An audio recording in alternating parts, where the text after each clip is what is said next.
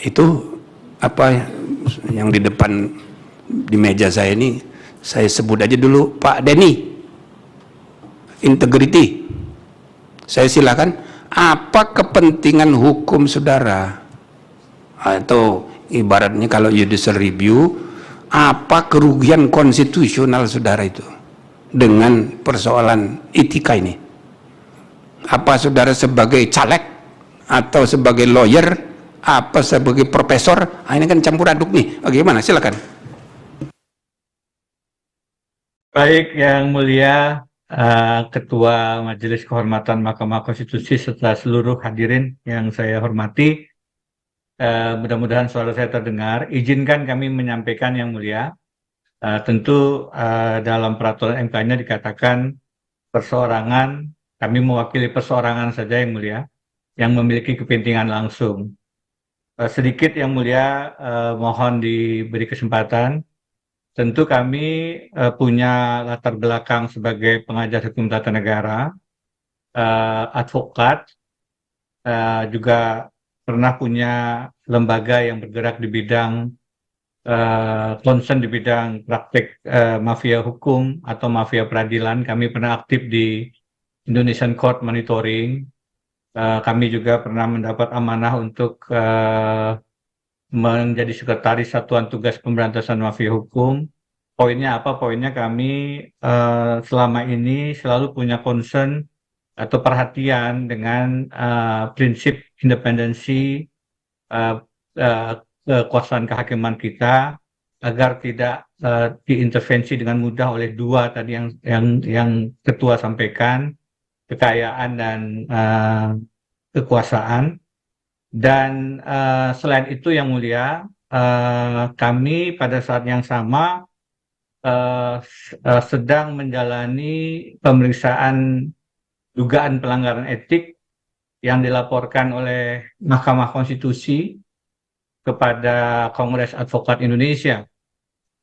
Dan di dalam jawaban kami menyatakan bahwa salah satu alasan kami melakukan langkah-langkah advokasi publik terkait dengan yang disampaikan putusan MK sistem pemilu yang tertutup atau terbuka adalah karena kami melihat perlu kontrol yang lebih efektif kepada Mahkamah Konstitusi, salah satunya lewat publik.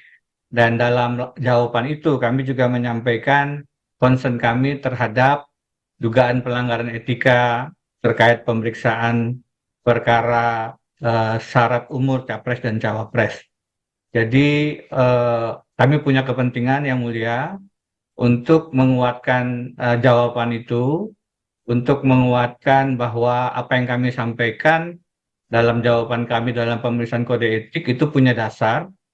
Salah satunya juga dengan mengatakan memang perlu ada kontrol yang lebih efektif karena kami mewakili publik dalam artian tidak punya posisi di kelembagaan negara, maka kami menggunakan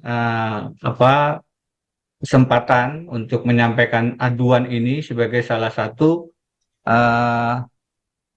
penguat daripada apa yang kami sampaikan dalam jawaban dalam perkara etik yang sedang kami jalani, Yang Mulia. Kira-kira demikian. Terima kasih, Yang Mulia. Baik.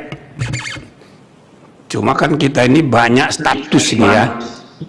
Kalau misalnya ditanya untuk kepastian, kan kita membicarakan konflik kepentingan.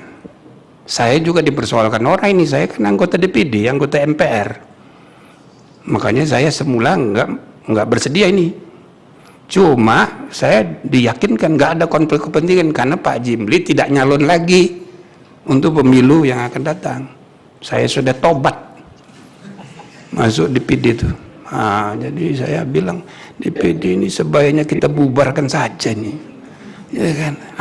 Tapi itu soal lain ya. Artinya tidak ada konflik kepentingan karena saya tidak nyalon lagi, sehingga nanti waktu perselisihan hasil pemilu nggak ada masalah. Apalagi saya punya beban sejarah, belum pernah MK terpuruk image-nya kayak sekarang. Saya sebagai pendiri nggak tega, maka saya bersedia ini. Nah, kalau bisa Anda ini harus pasti profesor, advokat, apa caleg. Terima kasih Yang Mulia. Dalam Ya, kesempatan gimana? ini kami betul Yang Mulia, pertanyaan yang sangat penting. Dalam kesempatan ini kami menggunakan klausul sebagai perseorangan Yang Mulia yang concern dengan persoalan tata negara dan tentu saja juga sebagai advokat karena tadi terkait aduan kami di Majelis Etik Kongres Advokat Indonesia Yang Mulia. Perseorangan yang sekarang menjadi advokat Yang Mulia. Ya dia ngotot, dia nggak mau nyebut calegnya itu dia. Ya sudah, nggak apa-apa.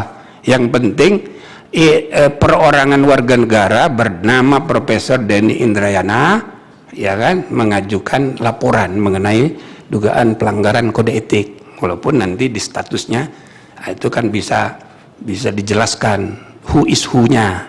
Nggak apa-apa, ini kan kita terbuka aja, kita kan pakai akal sehat aja ini. Jadi bukan kasak kusuk ini. Ya gitu ya. Oke, terima kasih Pak Denny. Jam berapa ini di Terima Melbourne? kasih Yang Mulia. Jam 3 kurang 10 menit sore hari Yang Mulia. Oke, terima kasih. Nah, kita lanjutkan Pak